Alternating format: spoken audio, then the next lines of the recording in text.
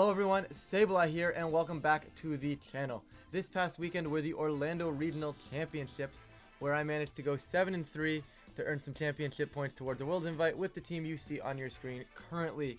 Obviously 7-3 is not the finish I was really looking for, but I am still proud of the result after starting a little bit slow with an 0-2 start. But of course the team you see on the screen, guys, was not just built by me. I did build this with my friend Charlie.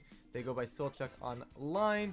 Always really fun to build a team. Definitely think we have a great nickname scheme as well since we both love baseball. You guys will see that in a minute. But with that, everything you need to know about the team is down below, and I say we jump into some battles here before I ramble on for 6 hours.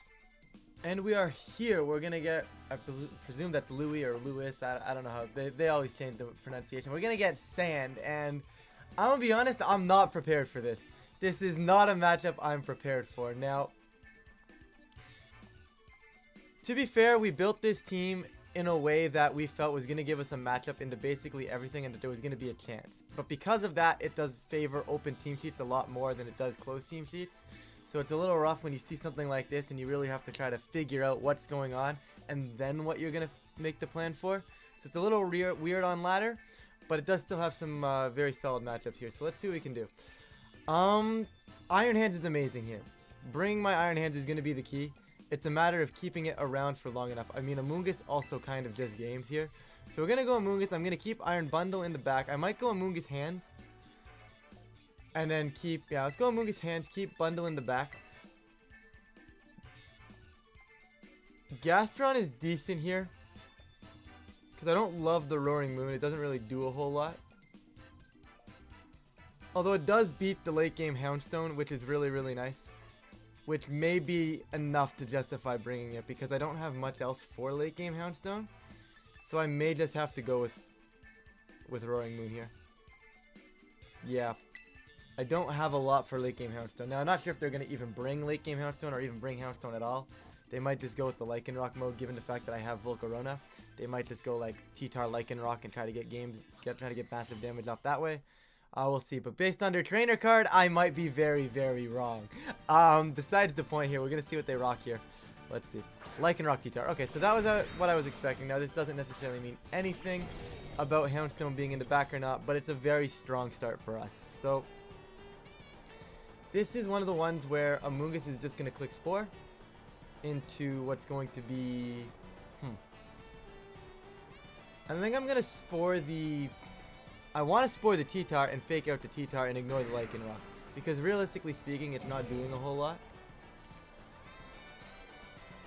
And T-Tar has potential to Terra Flying. And Terra Flying could wreck my... Amoonguss. So we're going to see if we can get this right. It is going to be that Terra Flying T-Tar here. So we got to make sure we're keeping Amoonguss on the field. Now they might protect. But if they were going to protect anyways, I can't see them wasting the Terra like that. So we're going to get the free fake out. What are we going to see from Lycanroc? Just a Rock Slide. Okay. I can work with this. And we do manage to get our Spore into the Tyranitar, avoiding the flinch from the Rock Slide, and that is a massive position to be in. Now what I'm going to do is I'm actually just going to double the Lycanroc. T-Tar has to take a turn of sleep. Lycanroc is the piece that scares me right now.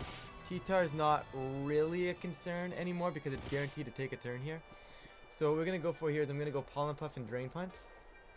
That'll get my health back on Iron Hands. It'll break the Sash on Lycanroc as well with the Pollen Puff. And from there, that should be a kill. And then from there, we should be alright. But we'll see what happens here. It's still not a guaranteed W yet. It's only turn 2.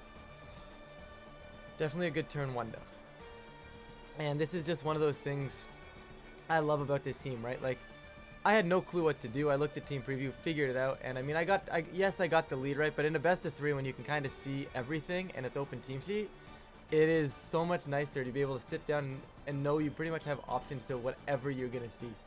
And I felt like the team could have cut the regional. I don't think I played amazingly, but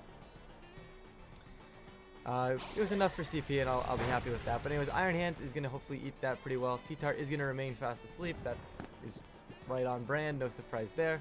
Unfortunately, Iron Hands is going to flinch, but we are going to get the Pollen Puff into this Lycanroc now. So we break the Sash, which is fine. Do I want to save Amoonguss becomes the only question, because the T-Tar is probably going to drop an Airstream. And if the T-Tar drops an Airstream, Amoonguss is gone. I mean, I don't really want to bring in Bundle for a Rock Slide eat. Like, Rock Slide Airstream will kill Bundle, Rock Slide Airstream will kill Moon. And I'd rather have Bundle and Moon in the end game here. And if they decide to stay asleep, I mean, I could Pollen Puff myself. I'm tempted to. I'm also tempted to Terra Water, but I think I'd rather save the Terra. I'm actually just going to Pollen Puff the T-Tar for some chip damage and drop a Drain Punch into Lycanroc, I think. Just another Rock Slide. That seems to be the play they're going for. Could just be double Rock Slide as well. But T-Tar is going to remain asleep, which is very nice. I should have Leaf Stormed, actually. You know what? That was a mistake. Okay, thankfully it's fine, and it didn't matter. But I should be Leaf Storming Lycanroc there. That way, basically, if you get one of the 2 flinches, I still get the kill on Lycanroc there. But thankfully, Drain Punch is going to kill the Lycanroc anyways. We're going to get a little bit of chip with this Pollen Puff. So, not the best play possible right there by any means, but it was a play that ended up working out for me. Definitely relied a little on the sleep turns and not getting flinched there, when I could have played around the RNG a little bit better, but it is all good. We got it to work for us there. So we'll see what their last mon is here. I might now switch out Amoonguss, but we'll see. Because I can just simply Wild Charge this T-Tar, reset my Amoonguss, and then I'm good. But they're going to bring in the Flutter Mane. This gets a little annoying now. They are going to be Booster Energy. It is going to be what? Special Attack. Okay, so I think the best course of action here is to sadly just let both Pokemon go down to a Dazzling Gleam. And then I can bring in Bundle Roaring Moon and kill the Flutter Mane. And I sadly think that's the best play. I will attempt the Rage Powder on the off chance they let me go for a Wild Charge into Flutter Mane. I don't think there's a world in which they don't click Dazzling Gleam unless they don't have it. Which is why I'm going for the Rage Powder. But we will see. I mean, if they have Gleam, I'm just dead with Iron Hands here. They're +1 because of the booster, so we'll have to take a gander here. Ideally, they go click Moonblast and we game. Yeah, but they're going to Dazzling Gleam. That is just the correct play every single time. Like I said, I'm not switching anything into a... That I don't think mattered. I'll be honest with you guys, not AV Iron Hands doesn't really tank special attacks that way. I mean, Dazzling Gleam is spread damage, so it would have been interesting to know. But with the special attack boost, I presume they modest anyways, and there's an Ice Punch as well. So, Ice Punch is a bit odd. Wasn't really expecting something like that, but Flutter's chipped by the sand now. Okay. I definitely double Flutter Mane, because if the Flutter Mane protects, I Encore on the following turn with Bundle, and that's not a problem. The biggest concern is what's this T-Tar going to do afterwards. Now, I could try to Freeze Dry that, but I think killing Flutter Mane is just more important. Like, it's more so I kind of have to call if Flutter protects. I could also say I don't care about Flutter Mane and kill the T-Tar, which is also interesting. Tailwind, Sand turns, that's what I'm looking at. Yeah, so I'm not going to lose my Sash because of Sand. And I actually think killing T-Tar might be the better play. So we're going to actually go ahead and do that. And I'm going to go Acrobatics and a Freeze Dry into the T-Tar. I think we might see Flutter Mane try to protect while T-Tar gets a Rock Slide up. And if we get the kill on T-Tar, it's fine. Flutter Mane's not going to kill either of us. And from there, we'll get to see what their last mod is. Now, this might be a misplay if Flutter Mane doesn't protect here, because killing Flutter Mane benefits me more in that endgame. But we'll see. We'll see. I'm trying to hard call a protect, which maybe... Okay, no protect. That's fine. I don't think I kill T-Tar here. Yeah, I just missed a knockout. That is unfortunate, but it's not the end of the world. Freeze Dry does come out and does kill T-Tar. So, I could have gone full on and tried to kill Flutter Mane, but generally when you're special attack boosting, you have bulk investment, which would have survived my Roaring Moon attack. So, maybe not optimal play from my end, but there's another game. Okay. Iron Bundle not going down to Sando, which is really nice here. So, I think we still have a shot. It really comes down to if Roaring Moon does indeed kill this Flutter Mane, or if it dies to what's in the back, right? If it's Houndstone without Sand, this is a really good play because I'll just double... Beautiful. Okay, so what I'm going to do here is I'm going to see if they want to try and buy themselves a turn. So I'm going to click Protect on both mods. I just want to see if they want to buy themselves a turn, right? If they don't know if I have Encore or not right now, because obviously it's closed sheets, right? So... if I can buy myself a turn, maybe get them clicking Protect, clicking something that's not going to pick up a knockout, but I'm a little bit more concerned right now about Shadow Sneak in the bundle. But we'll see.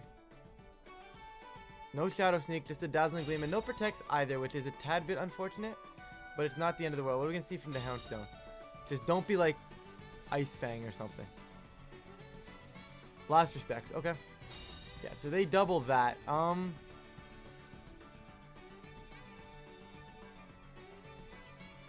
If I double Houndstone, I get the kill. And then it comes down to me if I kill Fluttermane. Because I'll live the Dazzling Gleam from the Fluttermane with Roaring Moon. So I think I'm going to double Houndstone. And if Throat Chop just kills, then the Freeze Dry ends up going into the Fluttermane anyways. This only backfires if they Shadow Sneak my bundle.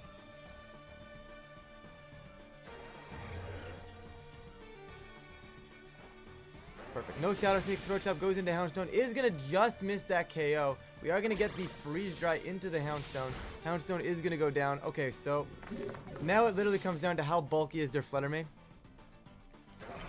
And given the fact that they are probably... I should have killed Fluttermane. Should I? I don't know. This is tough. It's really tough to say because I could have killed Fluttermane the turn prior, but it still would have been Rock Slides coming out from T-Tar, which probably would have killed Roaring Moon a lot sooner. So, arguably speaking, I think I made the right play. This really just comes down to if I kill Fluttermane with this Acrobatics here. It really just comes down to how bulky Fluttermane is. If they've really bulked it out, they'll survive. If they haven't really bulked it out, then I'll just get the kill. So we'll see. And Fluttermane is going to go down now. So Roaring Moon is going to be solid. And honestly, that was a very scary matchup. Happy we pulled it off, but like special attack boosting Fluttermane is really, really terrifying for the team. It's one of the things that popped up a few days before the regional that, or not necessarily popped up, but really started picking up usage a few days before the regional. And was really, really big threat to the team, right? And we didn't really have time to change it. So it's a little scary, but like obviously Roaring Moon can still pick it up pretty easily. Iron Bundle still outpaces it as well. So it's not the end of the world. Like we definitely have answers to it. It's just a little shaky at times, but still solid. So question of the day, moving on, might as well. Question of the day is what is your favorite team from Orlando Regionals? It can be a team that Top Cut. It can be your own team, something that you brought. Just something that you saw at Orlando Regionals, maybe you're watching the stream. Just what's your favorite team that you saw this weekend or used this weekend, anything along those lines. But we're going to play Quatico here, and Quatico is going to be 52-34. Back-to-back Houndstones. Wild team, though, from Quatico's end here with the Gallade and the Brute Bonnet. So really cool to see, but it's more so a matter of how I want to figure out Mimikyu, because I don't think they want to go Trick Room. And I think, honestly, Amoonguss is goated in this matchup. I think Amoonguss bundle really forces their hand. So I'm going to go straight for that. I don't really want to go with Volcarona. I would have loved to feature it today. But I really honestly don't think I can bring it here. With the chances of that being physical flying Roaring Moon. I guess it's decent in the rest of it, though. Maybe I do bring it. But is it better than late game Roaring Moon for Houndstone? Definitely not. So that needs to come. And then it's just the fact that Iron Hands is just better. Yeah, Iron Hands is sadly just better than Volcarona and Gastro, so we're gonna rock the same 4 again. Not really what I wanted to feature, but we're gonna bring Charlie on onto the next video here with as well. So we'll definitely get another set of games with this team. So hopefully we can bring Volcarona then, but we shall see what goes on. Palmot and Gallade. Okay, shiny Palmot's so nice, by the way. This is fine. It's a lot of, I don't really know what's going on right here. I'm going to click Spore. Do they fake out bundle and go for Sacred Sword into bundle? Or do they fake out bundle and go for the kill into Amoonguss? And that's where I'm a little concerned. Like if they go Zen Headbutt right now, it's a little, I guess they're not going to Sacred Sword Amoonguss, so I can make this move. And just protect. Which is, I guess Gallade could also set Trick Room, which is also scary. But I don't know. I think they're not going to set Trick Room in front of an Amoonguss willingly. I think we're more likely to see, not a Zen Headbutt, but like a Psycho Cut or something like that. So I think something along these lines should pressure the Gallade more than they really want to. And if we can catch the Encore, it also, like if they catch the Fake Out, I can Encore them for free, which is what I'm looking for right here. Beautiful. We're going to see the Fake Out. It did go into the bundle. So what's Gallade going to go for? Just be a psychic move and we're moving. Absolutely beautiful. So the only way this backfires now is if there's Sash Gallade or somehow tear it into something. But we're going to Acrobatics. Going to drop the Encore into the Palmot. And Iron Bundle, when you can click Encore, it's just really nice. It really just makes the game a 2v1 now, right? And especially when they don't know about it. This is the one thing about this team that's fantastic in a best of one and closed sheets, because you just don't know about it, right? So they're going to try and leave Pommel on the field, and they're just going to not be able to do anything with it now. So now I've bought myself an extra turn where I've made the game a 2v1. And just being able to do that is really, really nice. And something I've noticed with open team sheets as well is they tend to just look at it quickly, immediately. This game's just over, by the way. But they look at it immediately, and they just scan kind of quickly. At least I scan pretty quickly, and then I tend to look at what's on the field while I'm making my decision that turn. Like, I'll look at it and be like, oh, Palma and Gallade have this, right? So it kind of allows me to have Bundle in the back sometimes. They won't consider the fact that Bundle has Encore. They'll fake out and I'll switch Bundle in, and then I can get an Encore, right? So Palmot's completely useless now. Actually, you know what? There's no reason for me not to do this. This was the whole concept of the team. And drop an Encore into you. Right, so now I've basically made 2 Pokemon useless, and I get Dragon Dance off. This is exactly why I love Encore Bundle. Now, obviously, it's a little harder in open sheets. I get that. And you're not going to get in a position like this every time. But sometimes there's just nothing your opponent can do, right? I get my Dragon Dance up right here. This is really, really nice. I get my fake... yeah, they're gonna, yeah, okay. That's smart. That was probably the smartest play they could have gone for. They're gonna bring in the Mimikyu. Okay. By far their best play. I respect it. Could have freeze dried there, but I wanted to make sure, because like sometimes they don't commit to the double switch, and if I would have forced Gallade to do nothing, it would have still been worth it, right? Encore unfortunately gonna fail, but not the end of the world here. I'm gonna just kill Houndstone. And I'm just gonna go freeze dry to break the disguise on Mimikyu. 1, I can get the freeze. 2, if I don't get the freeze, I mean, at least I'm breaking the disguise, and that's the entire concept of this turn right now. And if they Trick Room, I just bring Amoonguss back in. Okay, goodbye, Houndstone. Oh, it's Fluffy. Okay, that's fair. That's fine. Fluffy doesn't really bother me too much. I mean, I'll just kill it next turn. Like, nothing else has died, so Last Respect doesn't scare me. Mimikyu's gonna set a curse onto my Roaring Moon, which is okay, I think. Maybe, I don't know. We'll see. Citrus Berry Mimikyu is going to heal back up, and what are we going to see from him? Last Respect, but they don't have anything killed, so that's not going to do anything. The curse is a little bit annoying. I will be completely honest here. Honestly, I might just Encore the curse, because it's going to do more damage than Freeze Dry, I think. I'll Throat Chop. I could just double the Q. Throat Chop Houndstone. I'm going to just... I don't want to Encore Curse. I'll just Freeze Dry. It's a 2-shot regardless. That's perfect. I'm okay with that. Shadow Sneak is going to do a little bit more damage, but I'm still alive with Roaring Moon to do some damage. It's a little bit of a shaky endgame here. But I do have the call that Mimikyu can hard switch off the field. Now, they're going to probably be Shadow Sneak. So I think what I'm going to do is actually switch out my Roaring Moon just to save it for Acrobatics into Gallade in the endgame.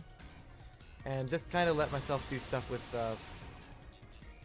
yeah, I've got to switch out here. They're going to protect... They're going to either Shadow Sneak with Mimikyu or just fake out that slot. Now, if they fake out that slot, it's on them. It's not a great turn for them. But they're going to bring in Gallade. So I wonder if they're trying to bait me into thinking that they're not going to click fake out.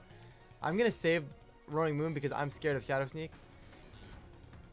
And I will just freeze dry the Gallade. There's a chance it's focus sashed. I don't want it to keep that focus sash. So right now I have the end game. I have Amoonguss right here. Really just kind of shuts down everything outside of a Psycho Cut. So yeah, there's a Shadow Sneak. That's fine. Amoonguss takes it. Sacred Sword should go into bundle, I would presume. Gallade eats that. That's okay. And there's a Sacred Sword. Okay. Bundle, of course, going to live that on focus sash. And this is where Protect the Amoonguss isn't a lot nicer. It's Life Orb Gallade too. Okay. I redirect, and unfortunately I have to just kind of let thing go down, but I will freeze dry into Mimikyu. If they I was just about to say if they protect Mimikyu, it's a very, very nice play. But we're going to get the Rage Cutter up here. And I think now we're in a little bit of a back foot. But I still think we might be alright. If I would have freeze dried or Hydro Pumped the Gallade here, it would have been a little better. But Psycho Cut's 100% going to come out and kill me here. Yeah. Okay. I definitely cannot be bringing in...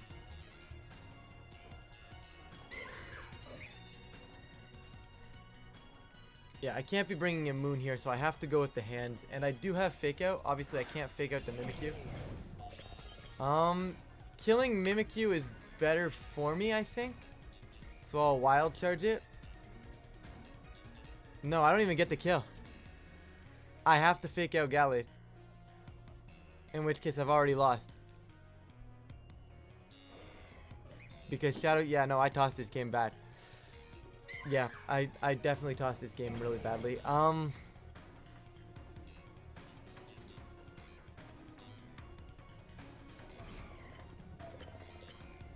Yeah, there's nothing I can do here. Unless Hands lives it, but Hands not living this. And I hope for whatever reason you don't Shadow Sneak.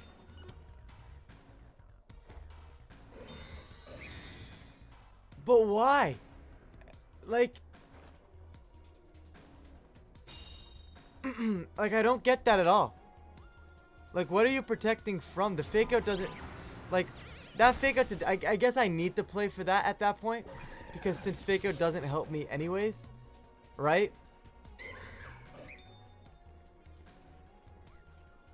I guess I need to hope that they protect Gallade. Right? Because Fake Out doesn't help me there. And because Fake Out doesn't help me there, that's my win condition. Right? I guess I did technically toss that as well.